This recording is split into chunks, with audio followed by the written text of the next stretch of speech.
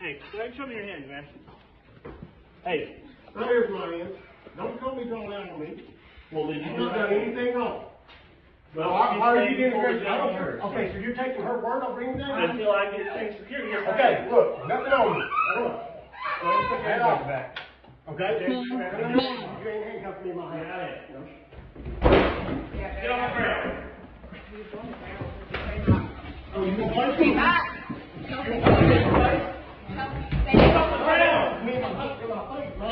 Get rid of her. Mark, get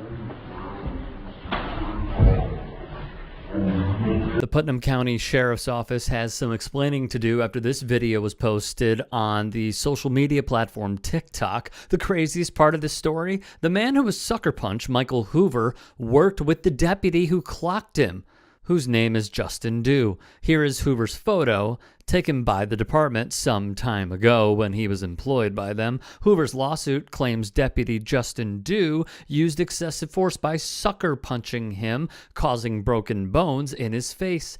Deputy Dew then lied under oath to cover up his criminal behavior, the lawsuit alleges.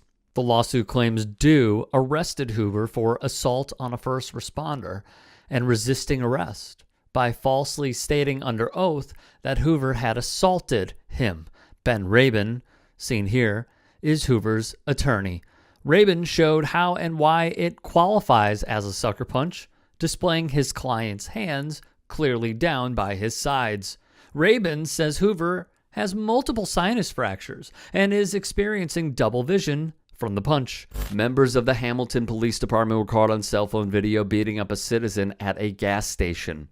32-year-old Patrick Tomchuk, an indigenous man, was punched, kicked, and stomped by 4 plainclothes police officers. In the video, he would lose consciousness from the beating he took. As is usually the case, Police Chief Frank Bergen called the video disturbing, but it remains to be seen what the fallout will be exactly. Tomchuk's lawyer, meanwhile, Jen Steenbeek, played the video at her client's bail hearing. His sister would tell the media, "I think that the video just needs to be shown and people need to know that this does happen." The incident occurred on May the 26th. Here's the backstory on what occurred and why this did not need to happen. He was unconscious, and they still continued to stomp on his head, Tomchuk's sister said, adding that the video made her sick to her stomach. In it, several officers are seen tackling Tomchuk between the gas station pumps. The officers appear to forcibly maneuver the man while yelling expletives at him before an officer kicks Tomchuk in the head, then repeatedly holds his head down into the pavement with his foot. Tomchuk appears to be unconscious for most of the video. Before the video was played in court, Tomchuk's children were asked to leave the room. Tomchuk's family members who remain, including his mother, sister, and cousins, cried when they saw it. At the time, his family and indigenous community members called for the video to be made public. They say this is not the first time he has been hurt during an arrest, but it's the first time it's been captured on video. He faces multiple charges, including possession of property obtained by crime related to 3 allegedly stolen vehicles, driving disqualified, and breach charges. He's also charged with assault and resisting arrest. After police viewed the video, Constable Brian Wren was immediately suspended for his actions. In June, Wren was charged with assaulting Tomchuk. Indigenous community members and allies would gather outside the police station to demand systemic changes to Hamilton policing, including body-worn cameras for all officers, the creation of an Indigenous police liaison position, and a hate crime review circle. Society must always hold police accountable when unwarranted acts of violence are inflicted upon members of the Indigenous community or any other community, said Audrey Davis, head of the Hamilton Regional Indian Center. In New Haven, Connecticut, Richard Randy Cox was put in handcuffs and placed in a police van where he was escorted to the station. Sarge, 75. All right. All right, step right in there. Got it? One leg at a time. One leg at a watch time. your head. Watch your head, all right? Yo. That's right. These next scenes are disturbing to watch. We have chosen to mute the audio. Officer Oscar Diaz was speeding in a 25-mile-per-hour zone when he abruptly slammed on the brakes. Cox goes flying headfirst into the back of the police van. What happened? happened? What? You fell. Yeah, What happened? Can you move at all? I can't move. What? How your leg is all the way up there? Understand me, listen, brother. All right, I can't move you, so I have to hold on. I'm gonna have to go get an ambulance. You started a signal 1. The subject in the van, he said he fell inside the van, and he can't move me over, so I stopping the brake. But I don't know. He said he fell inside the van, and he's all, you know. I opened the door and checked. I was talking to him, and he said he can't move. So if he really fell, and we're not even moving until the animal gets here, because just in case.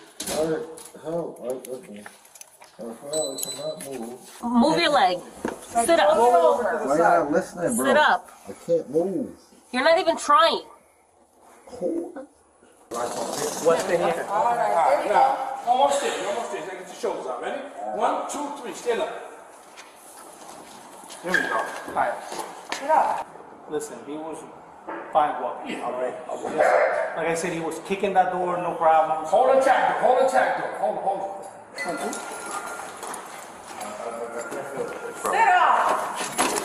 Sit up. Oh my God, no. Yeah, sit up. He's doing extra. Sit up.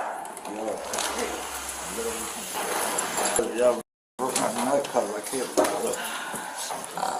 Look.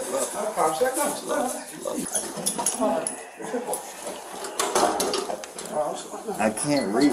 No, we know what situation. Don't worry about it. See that arm? Just grab his arm.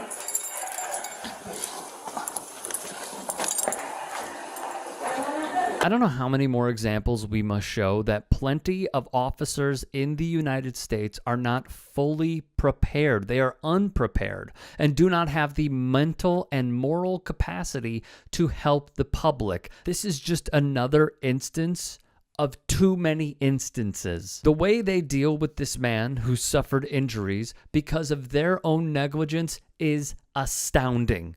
Mr. Cox's family and his lawyers were shown police video. They saw Mr. Cox slamming headfirst into the back of a police van after it came to a sudden halt and he went limp. There were no seatbelts to restrain him. The impact shattered his spine and paralyzed him from the chest down, per his lawyers and family. You can't even put it into words, his older sister, Latoya Boomer, said. Mind-blowing. Cox was hospitalized and on a ventilator with hardly any movement below his neck, his family and lawyers said. After he was injured, the officers mocked him for being unable to sit up. Hundreds, in the aftermath, marched for Richard Cox, just 36 years old, demanding justice and accountability. The Yale Daily News reported of the incident. Cox was attending a block party on June 19th when he was arrested for illegal possession of a firearm. He was injured while being transported by New Haven police officers after they put him in the back of a transport vehicle that did not have seatbelts and abruptly stopped the car to avoid an accident. Cox remains paralyzed from the chest down and cannot speak. I want justice for my son, Doreen Coleman, Cox's mother, told the news at the protest. I want the cops to be held to account, whether that be their dismissal or criminal charges. My baby can't speak. He has a tube in his mouth and he can't walk. After not being secured in the police van and slamming his head, Cox called out saying he was hurt and banged on the dividing wall. The officer checked on him almost 4 minutes later, called an ambulance, and then continued driving to Central Holding in contravention of NHPD policy, which requires officers to stay put after calling for medical assistance for a detainee.